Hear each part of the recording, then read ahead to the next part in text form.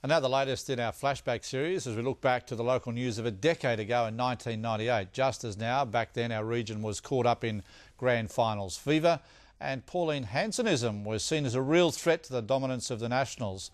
But as we know, it all came to nothing. Pauline Hanson walked down Wagga's Gurwood Street talking up the chance of taking 30% of the Riverina vote, but One Nation hardly made a dent in the result for the Nationals, led by the then Wagga City Councillor Kay Hull. Ta-da, thank you. And that's that one. Got it. Tim Fisher's 98 election campaign takes him to Humula to reopen the local mill, but former workers are angry no pollies dropped by when the mill closed a year before, leaving them high and dry. I'm completely concerned about politicians coming up here grandstanding about their achievements when in the first instance they did nothing to help the people of Humula when the mill closed down in the first place. From high and dry to completely the opposite, this plane on its way to Melbourne ended up making an emergency landing in a tumut pond. On impact, the pilot was able to alight onto the roof of the aircraft, and from there he walked along the wings into the dam and made his way to shore. Another plane crash at Lockhart had a much more unfortunate ending. Witnesses watched as the handmade plane plunged into the ground after stalling mid-air. The 45-year-old Anglican minister Philip Price later died in hospital. Wagga's St Michael's School started getting its grounds back in order 10 years ago after a lunchtime fire a few months before destroyed the school's science labs and classrooms. Thankfully no one was injured. And a lucky escape at this crash in Henwood Avenue, Wagga. The homeowner was in the next room when a ute smashed into his bedroom. Eyewitnesses say that the utility was parked around here. Then it just suddenly took off, gaining momentum as it went down the steep incline before it smashed into the side of the house.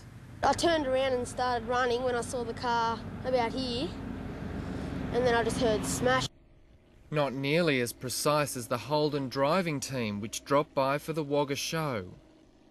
So it took a bit to master it. And no one's ever tipped her over? Next. And tricks like these are right up the alley of brave Prime News reporter Grant Denyer, who's strapped in for a ride. It's just incredible. The way these guys throw these cars around is just phenomenal. Some of the more rough and tumble action was in doubt. The Wagga Speedway was looking for a new burst of life in '98. Organisers were pleading for support. This facility out here is too good to waste, and we're hoping the local people of Wagga will come along and support it. Unfortunately, nowadays this is a rarity in Wagga. Also rare, a look inside the inner workings of Wagga's new $22 million council chambers. In '98, council was happy to show off the glass and defend the claims the brickwork looked ugly. Those bricks are absolutely unique. They are only made in Wagga Wagga, and in fact they're sought after by architects right around Australia.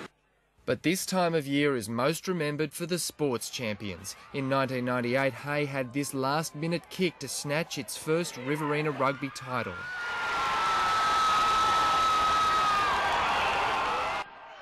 Tigers were behind by 4 in the RFL Grand Final, but caught Turvey Park napping at the back.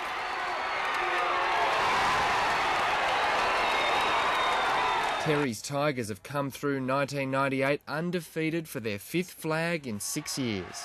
Commiserations to Turvey Park. I thought that the game could have went either way in the end, but I was just happy that it was us that fell over the line.